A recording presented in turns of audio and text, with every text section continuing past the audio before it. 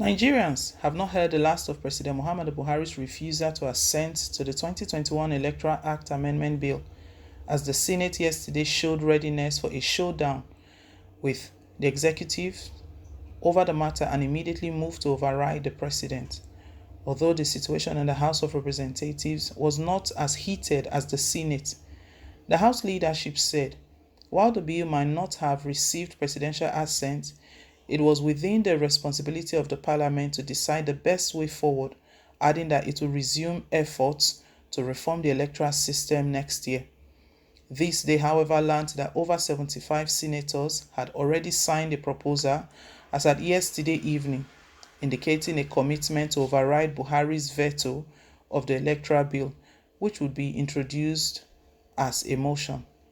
Buhari's letter was read at the start of the plenary by the President of the Senate, Dr. Ahmed Lawan, after the upper chamber came out from a closed session, which lasted some 40 minutes.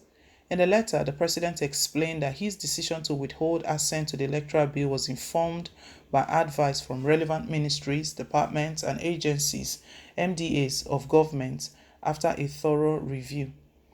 In the premise of the above, I hereby signify to the National Assembly that I am constrained to withhold assent to the Electoral Act Amendment Bill 2021, in line with the provisions of Section 58 of 1 and 4 of the 1999 Constitution as amended. It is my considered position that the political parties should be allowed to freely exercise right of choice in deciding which of direct or indirect primaries to adopt in conduct of their primary elections as their respective realities may permit.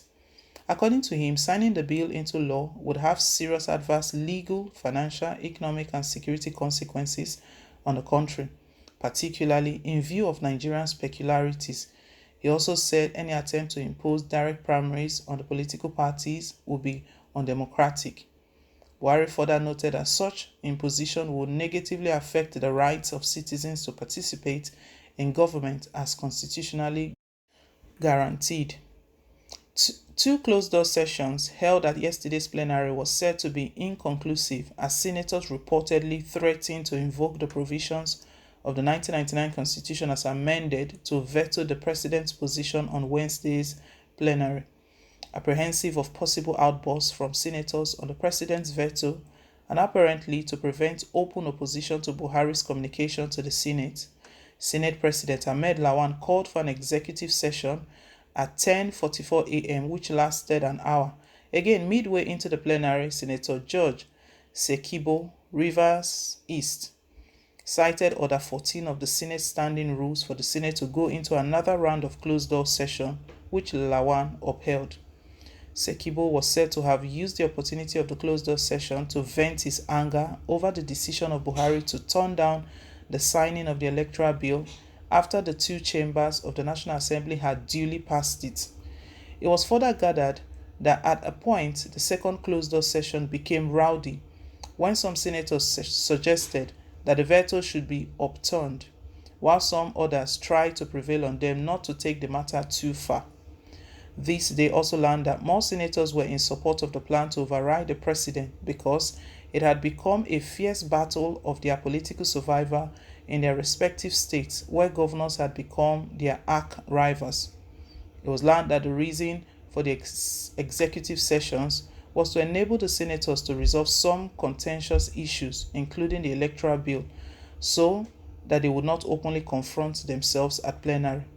Speaking after yesterday's plenary, Sekibo confirmed that senators were ready to override Buhari's decision at today's plenary. He also stated that his colleagues were being mobilized ahead of the plenary today, adding that many senators have already signed the veto notice. According to him, by law, we have the power to override him. That's what Section 58, 4 and 5 of the 1999 Constitution says. We would use our powers to do it. And they are saying that people must be present at voting.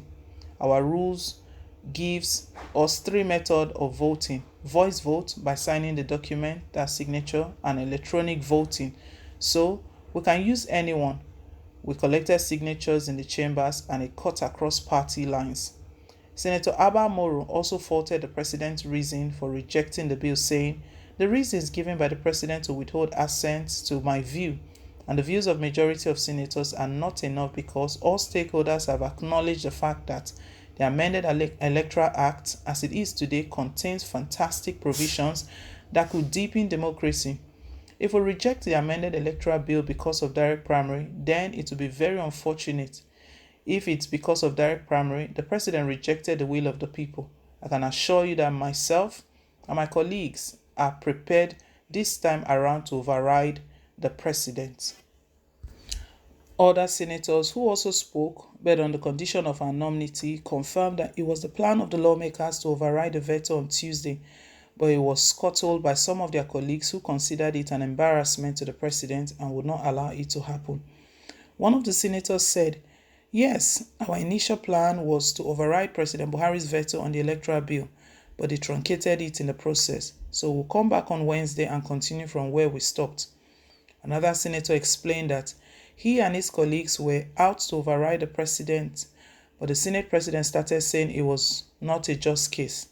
Yet another senator, when asked whether or not there was a plan to override Buhari, responded, "That's what we want to do," adding that all of the APC senators present yesterday, only 3 did not sign, but he was optimistic they would sign today.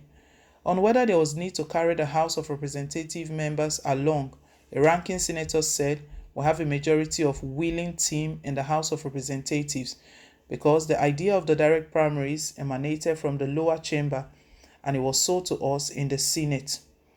But the Speaker, while reading his remark at the last plenary of the year, said, "This year, despite the differences of opinions, all of us in the House of Representatives, and indeed the entire National Assembly, worked to pass the Electoral Amendments Bill. We included that bill provisions we hope will significantly enhance the conduct of our national elections and improve public confidence in our electoral outcomes.